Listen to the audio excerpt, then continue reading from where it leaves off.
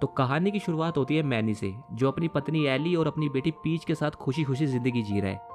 लेकिन मैनी अपनी बेटी को लेकर बहुत ओवर प्रोटेक्टिव है। वो हर वक्त पीच को रोकता टोकता रहता है। एली मैनी को समझाती है कि अब पीच बड़ी हो गई है, वो अपना अच्छा बुरा समझ सकती है। लेकिन मैनी कहता है ऐसा कुछ नहीं है, मेरे लिए वो हमेशा बच्ची रहेगी।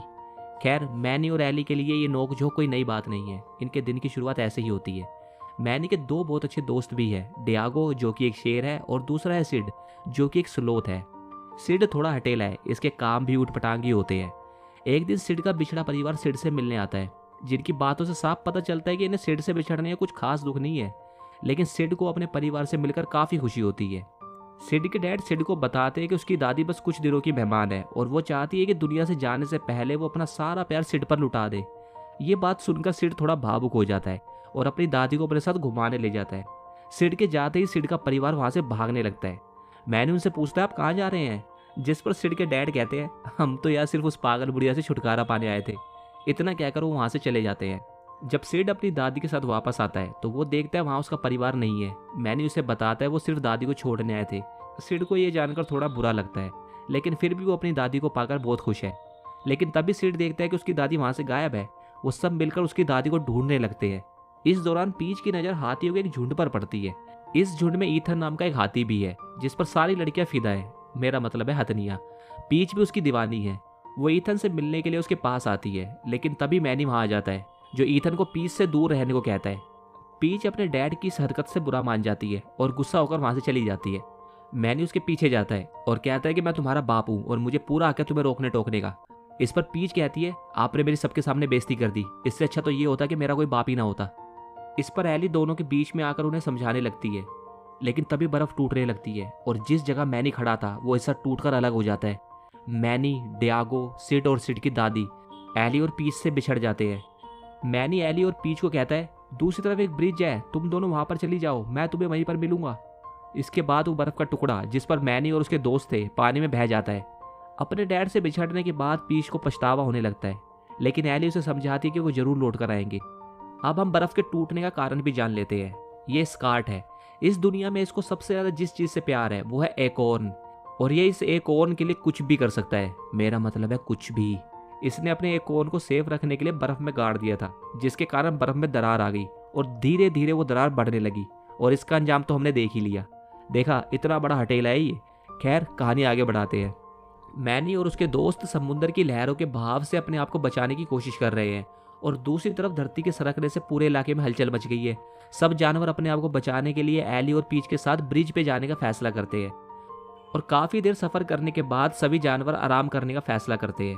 और इसी दौरान हम देखते हैं कि पीच और ईथन के बीच नजदीकियां भी बढ़ने लगी है और दूसरी तरफ स्कार्ट एकॉर्न ढूंढने में लगा है। वो समुद्र के अंदर झांकता है, नीचे उसे एक एकॉर्न दिख जाता है।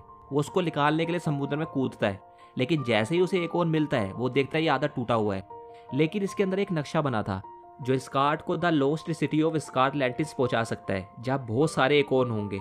स्कार्ट वहां जाने के लिए निकल पड़ता है और दूसरी तरफ मैनी और उसके साथी जमीन तक पहुंचने का रास्ता ढूंढ रहे हैं। तभी उन्हें उड़ता हुआ एक पंछी दिखता है। वो मदद के लिए उसे पुकारते हैं, लेकिन वो पंछी उनकी नहीं सुनता और सीधा कैप्टन गट के पास आता है और उन्हें मैनी और उसके दोस्तों के बारे में खबर देता है। दरअसल ये समुद्री लुटेरे हैं जो एक तैरती हुई हिमशिला पर रहते हैं, जिसका आकार बिल्कुल एक जहाज की तरह है। कैप्टन गट अपने साथियों की मदद से मैनी और उसके दोस्तों को पकड़ लेता है, जिस पर मैनी कप्तान से कहता है उसे सिर्फ अपने परिवार के पास जाना है, वो रास्ता भटक गए हैं। कैप्टन कहता है यहाँ से वापस जाने का कोई रास्ता नहीं है, लेकिन तभी कप्तान का एक बेवकूफ साथी कप्तान से कहता है कैप्टन आप शायद भूल गए, लेकिन दूसरी तरफ उल्टी धारा बहती है, याद करिए, वहां से जमीन पर पहुंचा जा सकता है। कैप्टन उस बेवकूफ को चुप रहने को कहता है, जिसके बाद कैप्टन मैनी को कहता है कि जिस बर्फ के टुकड़े पे वो तैर रहा है वो उसको चाहिए, लेकिन मैनी उसकी बात नहीं मानता, इसलिए कैप्टन उन पर हमला कर देता है और इन सब की लड़ाई में जीत कैप्टन की होती है। वो मैनी और उसके साथियों को बंदी बना लेता है, जिसके बाद कैप्टन उन सबको मारने का फैसला करता है, लेकिन मैनी किसी तरह से अपने आप को आजाद करवाता है और एक बार फिर से सब में लड़ाई होने लगती है। लेकिन इस हलचल में कैप्टन गट का जहाज टूट जाता है। सब अपनी अपनी जान बचाने के लिए बर्फ की शिलाओं पर चढ़ जाते हैं। कैप्टन अपने साथियों के साथ दूसरी तरफ जाने लगता है, लेकिन इस हलचल में कैप्टन की एक साथी जिसका नाम शीरा था वो बिछड़ जाती है। वो समुद्र में डूबने वाली होती है, लेकिन मैनी उसकी जान बचाता है। डियागो शीरा को अपने ग्रुप में शामिल होने को बोलता है, लेकिन शीरा कहती है कि उनके साथ होना उसकी मजबूरी है। जिसके बाद वो सब आगे बढ़ते हैं और काफी दूर सफर करने के बाद उन्हें जमीन दिखती है जहाँ पर उतरने के बाद मैनी एक नाव बनाने का फैसला करता है, लेकिन तभी वो देखता है कि शीरा वहाँ से भाग रही है।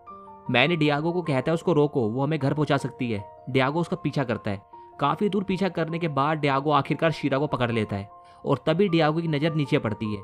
ये उल्टी धारा वाली खाई थी जहाँ से ये सब वापस अपने घर जा सकते हैं, लेकिन नीचे कैप्टन गट और उसके साथी भी मौजूद हैं जो बर्फ का एक और जहाज बना रहे हैं। जिसके बाद डियागो शीरा को एक पेड़ के अंदर कैद कर देता है और मैनी को उल्टी धारा वाली खाई दिखाता है। मैनी कहता है यहाँ से जाने का एक ही तरीका है, हमें कैप्टन गट का जहाज चुराना होगा, मगर कैसे? तभी मैनी देखता है कि कप्तान खरगोश जैसे दिखने वाले जानवरों को कैद करके उनसे जहाज पर काम करवा रहा है। मैनी को आइडिया आता है, वो एक प्लान बनाता है। प्लान में वो उन खरगोशों के बचे हुए साथियों को शामिल कर लेता है जो जहाज पर काम कर रहे हैं। इसके बाद रात को डियागो शीरा को पानी देने आता है और शीरा को समझाता है कि वो उस बुरे कप्तान का झुंड छोड़ दे, उसे किसी की परवाह नहीं है। शीरा कहती है ये झूठ है, उसे मेरी परवाह है।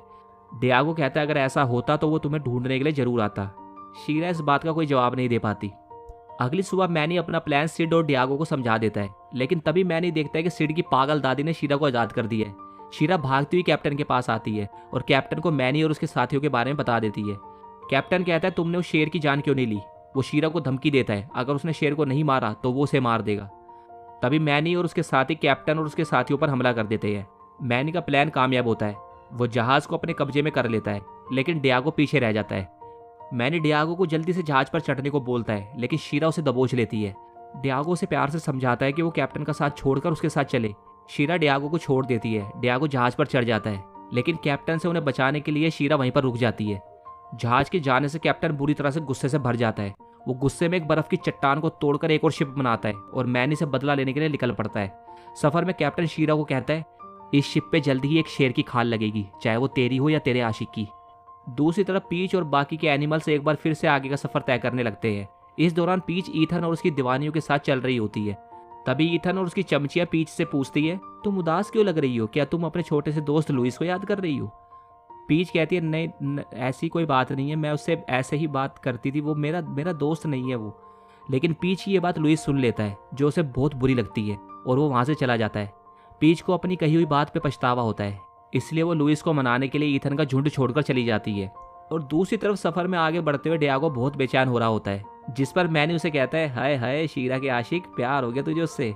लेकिन डियागो कहता है अरे नहीं यार, ऐसी कोई बात नहीं है, तू गलत समझ रहा है। जिसके बाद डियागो की नज़र शीरा पर पड़ती है जो उसको अपने पास बुला रही थी, लेकिन जैसे ही सिड उसे देखता है उसको शीरा नहीं दिखती, उसकी प्रजाति की जीव दिखती है जो उसे अपने पास बुला रही थी। और जैसे ही मैनी उसको देखता है उसको उसका परिवार दिखता है। मैनी समझ जाता है ये ऐसे जादुई जीव है जो लोगों की भावनाओं से उन्हें भ्रमित करके अपने पास बुलाते हैं ताकि वो उन्हें मारकर खा सके। मैनी अपने शिप को उनसे बचाकर वहाँ से निकालता है। काफ़ी दूर सफ़र करने के बाद मैनी देखता है वो बिल्कुल सही रास्ते पर है और जल्दी वो घर पहुँच जाएंगे। और दूसरी तरफ पीच भी अपनी माँ और बाकी एनिमल्स के साथ ब्रिज की तरफ आगे बढ़ रही है। इसी दौरान पीच अपनी माँ को बताती है पापा ठीक कहते थे, ईथन उसके लिए ठीक नहीं है और मुझे लुइस भी नहीं मिल रहा, मुझे उससे माफ़ी मांगनी है। और तभी पीच देखती है जिस ब्रिज पे उन्हें पहुंचना था वो टूट चुका है। पीच अपनी माँ से कहती है अब डैड हमें कैसे ढूंढेंगे।